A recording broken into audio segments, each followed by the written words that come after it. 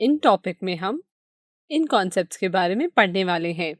संख्याओं का वर्गीकरण, परिमेय संख्या, अपरिमेय संख्या, संख्या रेखा पर वास्तविक संख्याएं, वास्तविक संख्याओं का दशमलव प्रसार और दशमलव प्रसार के उदाहरण। तो चलिए शुरू करते हैं।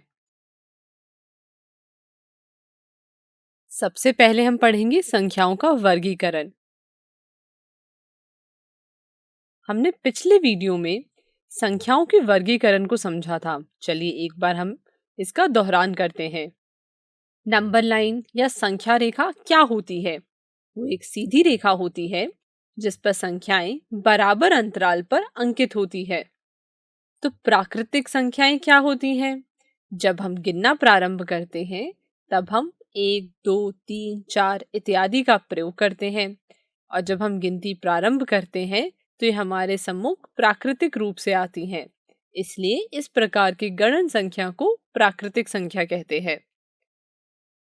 इन संख्याओं को हम इंग्लिश अल्फाबेट के लेटर कैपिटल N से दर्शाते हैं।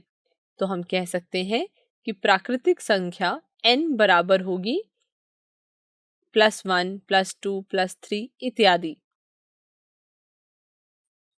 अब दूसरा प्रश्न आता है, पूर्ण संख्याएं क्या होती हैं?